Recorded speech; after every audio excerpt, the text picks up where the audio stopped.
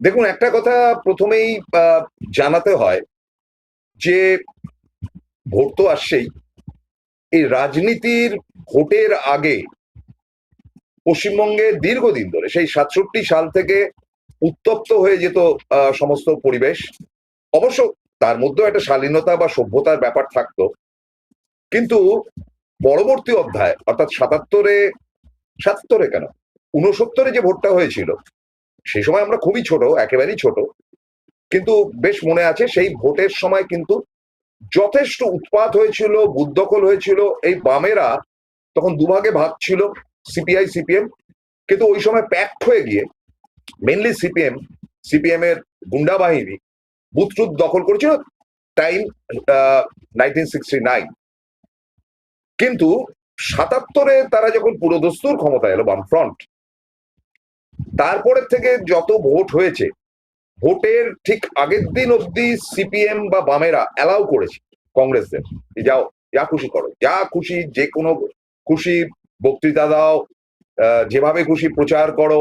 হ্যাঁ ভাই, শুক্লীলাকে তো নাও। এবং দেয়াল লিখনে তখন আমরা দেয়াল লিখতে যেতাম, অনেক সময় শর্ট হতো, সিপিএম এর কাছ থেকে হয়তো রং চাইলাম, সিপিএম এসে আমাদের কাছ থেকে রং চাইলো, কিন্তু ভোটের দিন তারা চেহারা পরিবর্তন করে ফেলল। এটা ভয়ঙ্কর ব্যাপার। কিন্তু যাই হোক না কেন, ভোটটা হয়ে গেলে আবার ভদ্রস্থ একটা পরিবেশ, এই পরিবেশটা দূষণ করেছে কিন্তু অ্যাবসলিউটলি পশ্চিমবঙ্গের বুকে আমি বলবো বিজেপি।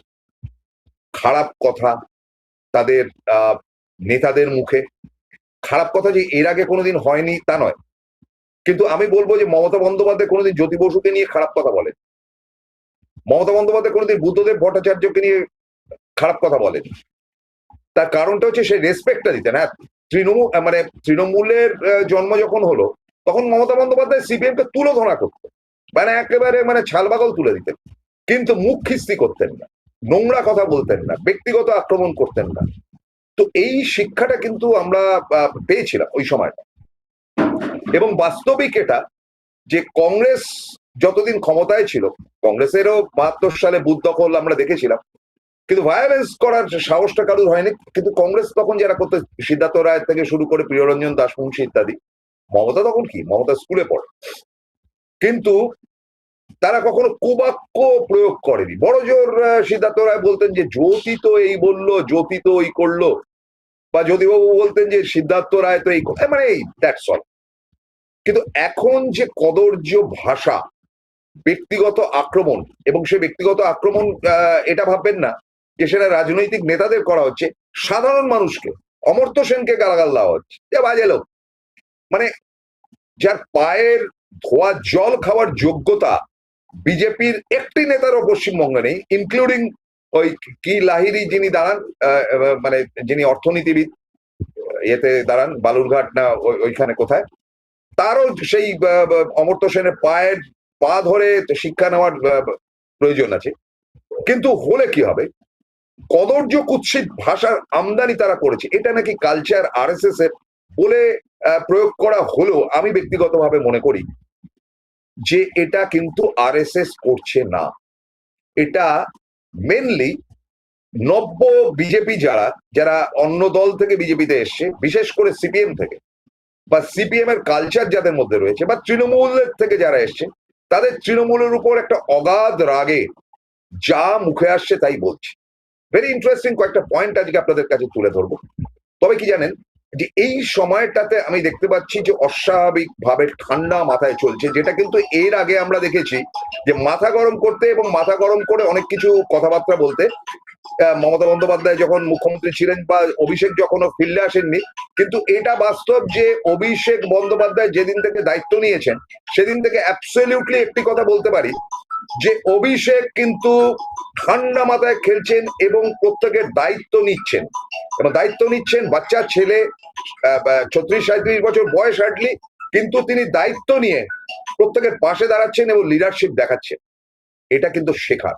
অর্থাৎ সৌরভ গাঙ্গুলিকে আজকে যেভাবে অপমান করা হয়েছে, বা কোয়েল মল্লিককে, বা অমর্ত্য সেনকে, বা প্রত্যেক দিন প্রত্যেককে, তার কিন্তু পাঞ্চটা রসুনের নয়, অভিষেকের পাঞ্চ।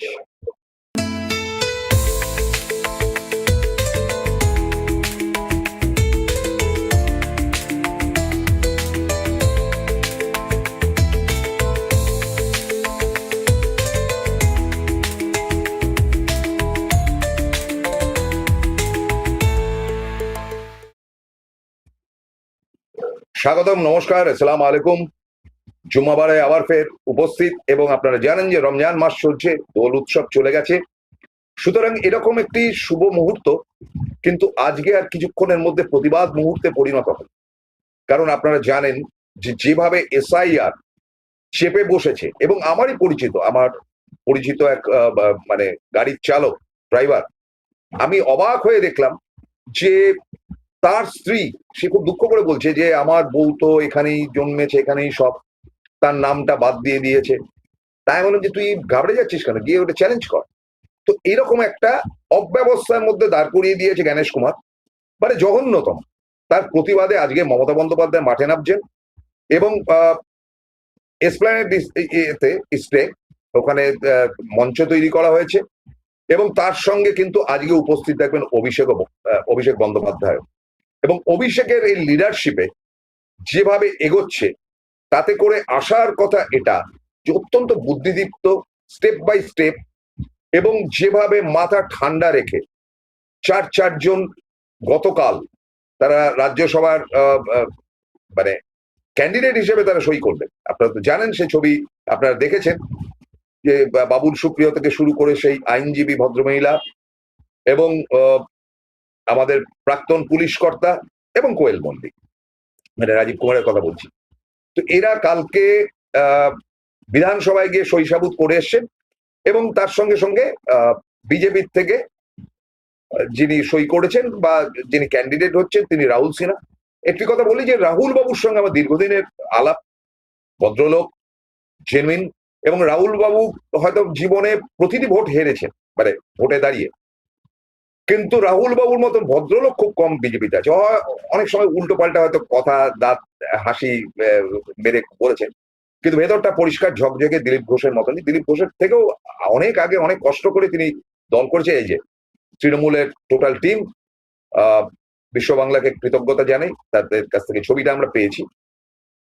তো যাই হোক, এরা সই করলেন, এবং লজিক্যালি এখানে একটি কথা আপনাদেরকে প্রথমেই বলা দরকার, যে একটা অদ্ভুত রটনা, কিন্তু এটা অবশ্যই আমার মনে হয় আরএসএস থেকে এটাকে সংগঠিত করা হয়েছে।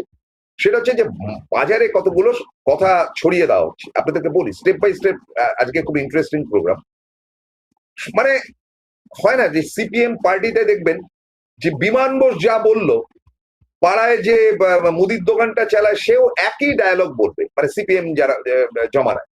এবং রিক্সা চালাতে চালাতে রিক্সা ভাই বলবে, জানেন তো এই হয়েছে, মানে একবারে হুবহু কপি। এটা সিপিএম এর অর্গানাইজ পার্টির একটা ট্রিটমেন্ট ছিল, যেটা আরএসএস এর কল্যাণে এখন ছড়িয়ে দেওয়া হচ্ছে, যে এই চারজনকে কেন জানেন তো, মানে সবাই দেখছি, মানে সেটা সুমন চারুজ্জে থেকে শুরু করে হরিদাস পাল, লম্বা চম্বা, সবাই এই জিনিসটা বলছি। সেটা কি না জানেন তো, এদের চারজনকে কেন করা হয়েছে? প্রথম কথা হচ্ছে যে ওই ভদ্রমহিলা যিনি আইনজীবী, তিনি আসলে আরএসএস এর লোক। এটা সিপিএম থেকে বলা হচ্ছে। আরএসএস এর লোক তো আরএসএস এর বিরুদ্ধে তো লড়াই করছে। আরএসএস এর লোক তো সোমনাথ চ্যাটার্জির বাবা তো হিন্দু মহাসভার মস্ত বড় তিনি ইয়ে ছিলেন, উদ্যোক্তা ছিলেন। জ্যোতিবাবু স্ত্রী তো গিয়ে মন্দিরে পুজো আর্চা করতেন। আরএসএস দেখাবেন না, ওগুলো ফালতু কথা। আচ্ছা, তার বাবা হয়তো সত্যি আরএসএস এর লোক ছিলেন, তাকে তো লড়াইটা করতে হয় বিজেপির বিরুদ্ধে, আরএসএস এর বিরুদ্ধে। সুতরাং হতে ক্ষতিটা কোথায়? এটা গেল পার্ট ওয়ান। দ্বিতীয় কথা, তারা বলছেন যে রাজীব কুমারকে কেন করা হয়েছে জানেন তো? রাজীব কুমার যেহেতু তার তো টার্ম শেষ হয়ে গেছে, সে দিল্লিতে গিয়ে মমতা সম্বন্ধে সবকিছু বলে দিত, সেই জন্য করা হয়েছে। আরে বলে দেবে তো বলে দিক না, এতদিন বলেনি কেন? তার তো চাকরিটা অনেকদিন আগে শেষ হয়ে গেছে, একদিন বলেনি কেন? আজ গেল এটা পার্ট টু। দেখবেন এটা একদম বিজেপি চারিদিকে ছড়িয়ে দিচ্ছে, প্রত্যেকটা ইউটিউবার এগুলো বলছে। সেগুলো তো অশিক্ষিত গরু ছাগল। একটাকে তো দেখলেন যে মানে কি বলে, এই যে সন্টু পান, সে কভার করতে গিয়েছিল, মানে নিউজ কভার করতে গিয়েছিল। নিউজ কভার করতে গিয়ে হঠাৎ তার মনে হলো যে তাকে প্রসূনদা তো খুব গালাগাল করছে, এই তো ভোট হয়ে গেলে ধরে খেলাবে, ভাই মানে সেই তখনই জয়েন করে গেল অমিত শাহের হাত ধরে। অমিত শাহ বললে এসো, কারা কারা সব জয়েন করছে ভুলভাল, ইত্যাদি ইত্যাদি। যাই হোক, তো এটা গেল। এবং তারপরে বলা হচ্ছে যে বাবুল সুপ্রিয় কেন জয়েন ইয়ে রাজ্যসভায় পাঠানো হলো জানেন? তার কারণটা হচ্ছে যে বাবুল সুপ্রিয় বিদ্রোহী হয়ে যেতে পারে, তিনি মমতার বিরুদ্ধে দাঁড়াতে পারেন। ফলে কার্যত সেই কারণে বাবুল সুপ্রিয়কে পাঠানো হলো ইয়েতে রাজ্যসভায়। বোঝো। আরে বাবুল সুপ্রিয় তো দীর্ঘদিন ধরে বলে আসছেন যে পার্লামেন্টারিয়ান ডেমোক্রেসির জায়গা থেকে পার্লামেন্টে দাঁড়িয়ে যদি মোদির জবাবটা না দিতে পারি, যেভাবে আমাকে ছিটকে দিয়েছিল, তাহলে আর করলামটা কি। ফলে বাবুল দারুণ খুশি। কোয়েল মল্লিক, নাও কাম টু দা পয়েন্ট। কোয়েল মল্লিকের সম্বন্ধে বলা হচ্ছে যেটা, এবার আমি আমার কথাগুলো শুরু করছি। কি বলবো, মানে কোয়েল মল্লিক হচ্ছে রঞ্জিত মল্লিকের মেয়ে, নিজেও দুর্দান্ত ভালো অভিনেত্রী। পুরনো মল্লিক বাড়ি ভবানীপুরের, তাদের দুর্গাপুজোতে বিস্তর গেছি। কোয়েলের সঙ্গে আমার আলাপ হয়েছিল তার বাড়িতে, প্রচুর মিষ্টি ফিষ্টি খাইয়েছিল। তার ইন্টারভিউ নিয়েছিল, আমাকে বললো আমি তোমার বিরাট ফ্যান, তোমার কুইজ টুইজ ইত্যাদি সব দেখি। একেবারে কি বলা যায়, মানে একেবারে পায়ের নখ থেকে মাথার চুল অব্দি অ্যাবসলিউটলি কোয়েল মল্লিক, কিন্তু কোয়েল মল্লিকদের গোষ্ঠীর সব কংগ্রেসই, মানে পরবর্তী হতে তৃণমূল বলা যেতে পারে। তাকে পাঠিয়েছে, ক্ষতিটা কি হয়েছে ভাই? কেন পাঠিয়েছে? পাঠিয়েছে এই কারণে যে কোয়েল ক্যান স্পিক ভেরি ওয়েল। কোয়েল অত্যন্ত ভদ্র এবং সভ্যভাবে কথাবার্তা বলতে পারে, এবং রিপ্রেজেন্টেশনের জায়গায় কোয়েল তুলে ধরবে বাংলার সমস্ত ব্যাপারগুলো, এবং প্রতিনিধিত্ব করবার জন্য যে ভ্যারাইটি সোসাইটির লোককে পাঠানোর কথা পাঠানো হয়েছে। এবার আমি এক এক করে বলবো। এবার আক্রমণ শুরু হয়েছে। কি আক্রমণ করছে? রুদ্রনীল ঘোষ। চিন্তা করুন, রুদ্রনীল ঘোষকে, রুদ্রনীল ঘোষ নিজেই জানিয়েছেন তিনি ছেলেবেলা থেকে সিপিএম ফ্যামিলির, তিনি ছেলেবেলা থেকে এসএফআই করেছেন, এসএফআই এর লিডার ছিলেন, তারপরে তিনি আরো উঁচু পদ পেয়েছেন, পার্টির মেম্বারশিপ পেয়েছেন, স্পেশালি কেন বাবা, তারপরে তিনি থিয়েটার করতেন বামপন্থীও, কিন্তু এসব করে টোরে হঠাৎ তার সম্বিত হয়েছে সিপিএম নাকি খুব খবরদারি করে, তাই জন্য তিনি পার্টিটা ছেড়ে দিয়েছেন। কবে ছাড়লেন না, যখন ওই নন্দীগ্রাম সিঙ্গুরের আন্দোলনের সময় ঝাঁকে ঝাঁকে যখন বামপন্থী মনোভাবাপন্ন লোকেরা দল ছেড়ে তারা মমতাকে সাপোর্ট করেছে, সেই সময় না, তার অনেক পরে। কোন সময়টা যখন বুঝে গেল যে বামেরা ক্ষমতায় আসবে না, তখন পাল্টি মারলো কিন্তু এই আমাদের রুদ্রনীল ঘোষ। তারপরে কি হলো, রুদ্রনীল ঘোষ পাল্টি মেরে তিনি তো চুপচাপ বসে আছেন, এবং তার বক্তব্য অনুযায়ী তাকে মমতা ডেকে পাঠিয়েছেন। কিন্তু আমরা অন্দরের কথা জানি যে তিনি ছোক করছিলেন যে তাকে কবে ডাকা হবে। নানান মাধ্যমে খবর পাঠানো হচ্ছে। আরে সব্যসাচী চক্রবর্তী ভাই একবারে up to date CPM communist পার্টির লোক, মমতা বন্দ্যোপাধ্যায়ের বিভিন্ন অনুষ্ঠানে মঞ্চে দাঁড়িয়ে তিনি বক্তব্য রাখেন, এবং তিনি মানে অনুষ্ঠান মানে সরকারি অনুষ্ঠানে তিনি প্রবক্তা হিসেবে বক্তব্য রাখেন। তার প্রবলেম কোথায় রয়েছে? তো সেই জায়গা থেকে কিন্তু একটি ব্যাপার পরিষ্কার যে রুদ্রনীল তখন জমি খুঁজতে চেয়েছিল।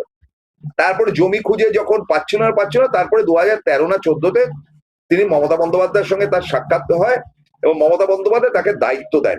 এমন সমস্ত দায়িত্ব দিয়েছিলেন যে দায়িত্বগুলো অত্যন্ত রেসপন্সিবল দায়িত্ব, এবং মন্ত্রীরা কেমন কি কাজ করছে তার একটা হিসাব কিতাব করা, মানে কিছু না, মানে একটা লগবুক সিস্টেমটা চালানো। তারপরে তার কি মনে হলো, 2019-এ গিয়ে দেখলো যে না, এই দলটা তো বোধহয় হেরে যাবে, কারণ 18টা সিট পেয়ে গেছে বিজেপি। ফলে তিনি তখন আর আস্তে আস্তে আস্তে আস্তে আস্তে আস্তে তৃণমূলের সঙ্গ ছেড়ে তিনি জয়েন করলেন একেবারে বিজেপিতে, এবং বিজেপিতে জয়েন করলেন মানে পা জড়িয়ে ধরে দিল্লিতে গিয়ে জয়েন করলেন। তারপরে তার সিনেমা ফিনেমা অমুক তমুক গেল, এটা কাটিবাজি হয়েছে হয়তো, আমি বলছি না, তো আমার তো এখানে করার কিছু, আমি তো সিনেমার দলের লোক না। তারপর তার হাতে একটা সিনেমাও নেই, সে কোনো কাজ পাচ্ছে না। কিন্তু যাওয়ার আগে ফাঁট মেরে সে বলেছিল, সে তো ভোটেও দাঁড়িয়েছিল ভবানীপুর অঞ্চলে, তো আমাদের শোভনদেব চট্টোপাধ্যায়ের কাছে হেরে ফেরেও গিয়েছিল। তখন সে বলল যে আমি একদিনে কি দেখাচ্ছেন, আমি একদিনে 2 লাখ টাকা রোজগার করি, আমাকে চেনেন, আমাকে কি মমতা বন্দ্যোপাধ্যায় আমাকে ইয়ে দেবে। তারপরে হলো খুব খক্কা, একটা পয়সাও রোজগার করতে পারেন না। তিনি বললেন কোয়েল মল্লিকের সম্বন্ধে কি বললেন, বলবো একটা ছোট্ট বিরতির পর, সঙ্গে থাকুন। Welcome to the world of civil business. A Bengali business personality and the most successful business group, Roy Construction Group of companies, now coming Sarib, West Bengal. Mr. Anup Roy, the managing director of the Roy Construction Group company, ready to serve his native land, the mother Bengal.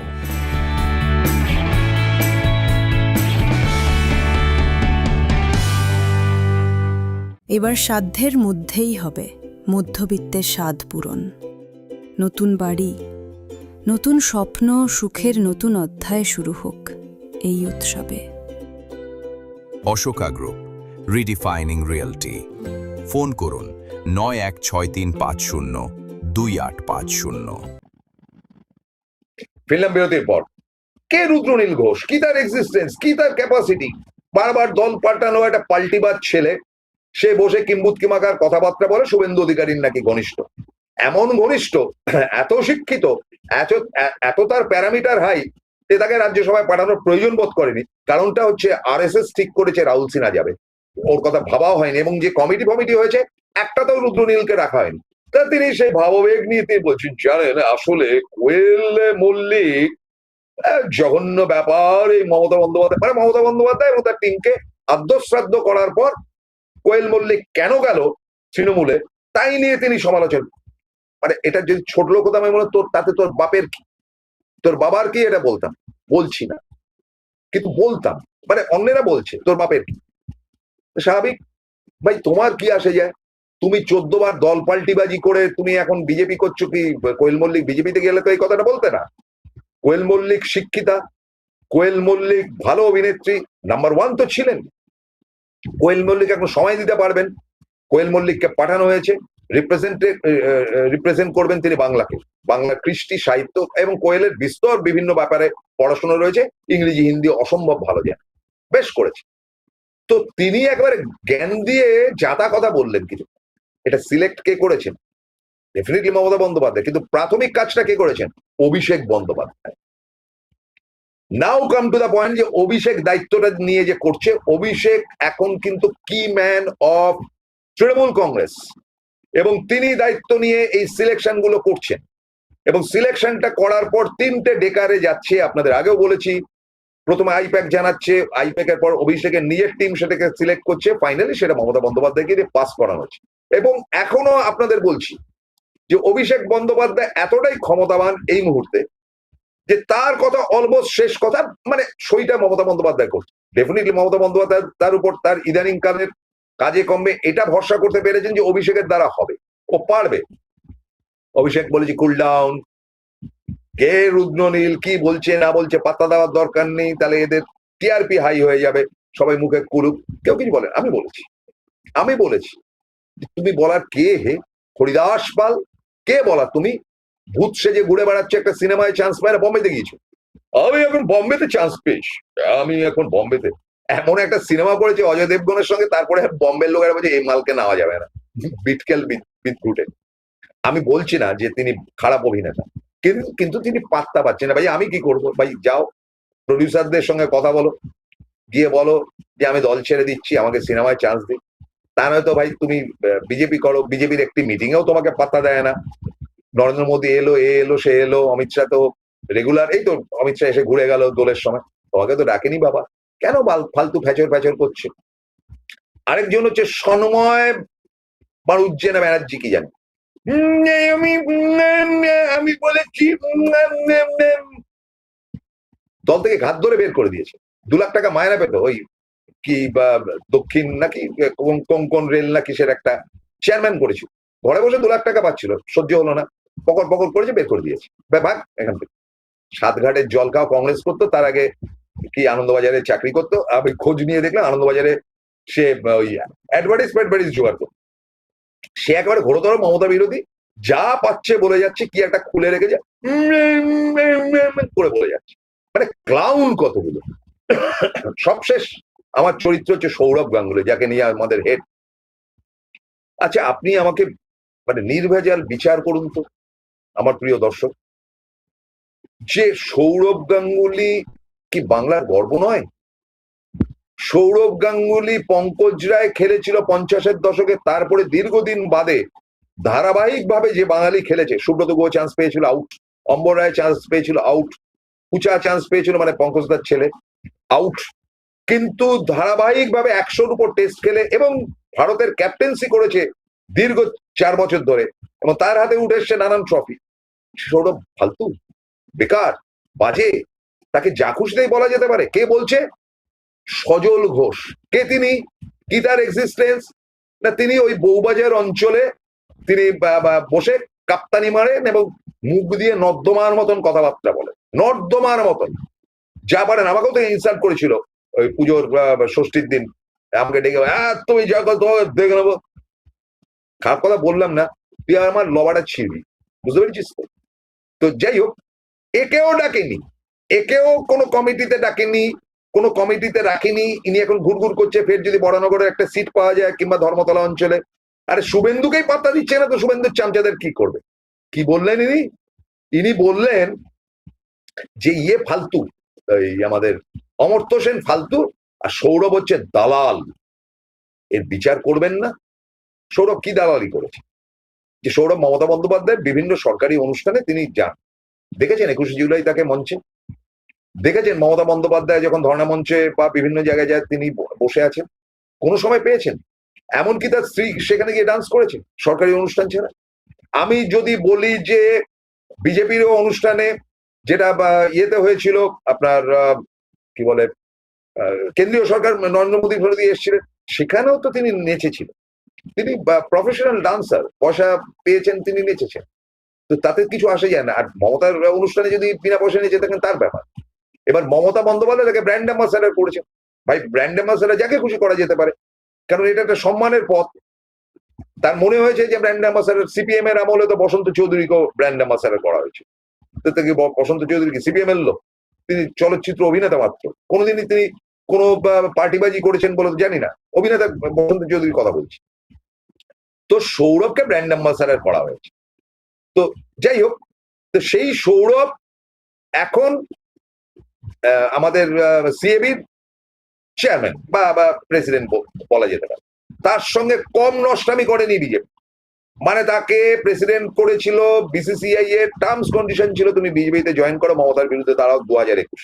তিনি দাঁড়াননি, তাকে কেটে ছেটে বাদ দেওয়া হয়েছে। অপমান না বাঙালির? তিনি তো অনায়াসে দাঁড়াতে পারতেন এবং দাঁড়িয়ে ভারতবর্ষের যে কোনো সেফ সিট থেকে জিতে তিনি কেন্দ্রের মন্ত্রী হতে পারতেন। ইচ্ছা থাকলে হতো না? তিনি গেছেন, জানবে। এই সৌরভ আজকেও বাঙালির আইকন। আমি মমতা বন্দ্যোপাধ্যায়, অভিষেক বন্দ্যোপাধ্যায় দুজনকে বাদ দিচ্ছি। পপুলারিটি তারপরে কার বলুন তো? আজকে দেব বলুন, জিৎ বলুন, প্রসেনজিৎ বলুন, যে কোনো মঞ্চে গিয়ে দাঁড়াবে, আর সৌরভ আরেকটা মঞ্চে দাঁড়াবে, সৌরভের মঞ্চ হই হই করে লোকে দেখবে। That is Sourav Ganguly. বাঙালিকে সম্মানিত করেছে, বাঙালিকে প্রতিষ্ঠিত করেছে, এবং এই যে ব্রিটিশ সরকারের দালালি করেছে এই বিজেপি, সেই ব্রিটেনে গিয়ে, লন্ডনে গিয়ে গেঞ্জি খুলে উড়িয়েছে, মানে তোমাদের উড়িয়ে দিলাম। এই হিম্মত কারুর আছে? সুনীল গাভাস্কার ছাড়া। সুনীল গাভাস্কার সৌরভকে বরাবর তিনি প্রেফার করেছেন এই কারণে যে সুনীল গাভাস্কার বরাবরই ব্রিটিশদের ঘৃণা করতেন, এবং সুনীল গাভাস্কার এমন মানুষ ছিলেন যে তিনি কাউকে তোয়াক্কা করতেন না, একমাত্র রাজীব গান্ধী ছাড়া। একমাত্র রাজীব গান্ধীর সঙ্গে সুনীল গাভাস্কারের একটা সখ্যতা ছিল। তিনি ওই ট্রফি জিতে সেটা গাভাস্কারকে দেখাতে গিয়েছেন, মিনি ওয়ার্ল্ড কাপ জিতে। তাছাড়া সুনীল গাভাস্কার কাউকে হ্যাঁ, মোদির সঙ্গে তার ছবি পাবেন, কিন্তু মোদির পাশে দাঁড়িয়ে দাঁত কেলিয়ে গাভাস্কার ছবি তুলছেন এমন ছবি পাবেন না। সৌরভ ওই প্যাটার্ন, তিনি বিদ্রোহী বাঙালি। তো এই বাঙালিকে তো ইজ্জত দিতে হবে। আপনি বিজেপি করতেই পারেন, আপনি ছোট লোকামি করছেন কেন? সজল ঘোষ, এটা কি চরিত্রের দিক? ফলে এই যে নুইসেন্স চলছে বিজেপির, এরাই বলছে আমাদের ভোট দাও, পরিবর্তন আনো, এই সেই। এদেরকে আনলে না টিকতে পারবেন না, দাঁড়াতে পারবেন না। এরা অসভ্য এবং বর্বরাচিত কথাবার্তা, এদের প্রত্যেকের ছোট লোকের মতন কথাবার্তা। ফলে এদেরকে যদি আমরা নিয়ে আসি, আপনি সিপিএম কে ভোট দিন, সিপিএম কে ফেরত আন, আমি বলছি সিপিএম কে ফেরত আন, বাঙালি পার্টি। কিন্তু এই কপালে তিলক কাটা, গলায় গামছা দেওয়া এই বিজেপিকে দরকার নেই। কারণ মারোয়ারি সেকশন, মানে বড়বাজারি মারোয়ারি সেকশন আপনার ঘাড়ের উপর বসে লাফাবে। আমরা দীর্ঘদিন ব্রিটিশ শাসন দেখেছি, এই কলকাতা থেকে তাদের যাত্রা শুরু হয়েছিল। দয়া করে এমন একটা রাউডি পার্টিকে, যেখানে মারোয়ারিরা চালাবে, আপনাকে চাকর বাকর করে করবেই, একেবারে 100% করবে, আপনাদের চাকর বাকর করে রেখে দেবে। যদি না করে তারপরে বলবেন, অবশ্য ক্ষমতায় আসতে পারলে তবেই না। তবে আমি এখান থেকে বলবো, you prefer the Bengali party. সে মমতার দল হতে পারে, কমিউনিস্ট পার্টি হতে পারে, যে কেউ হতে পারে, but not at all the BJP. That's all for tonight and today. সকালবেলাটা সুন্দর এবং রাতে আবার প্রবীরবাবু ফিরে আসুন, এটা অনুরোধ রেখে আজকের মতো শেষ করছি। নমস্কার, আদাব।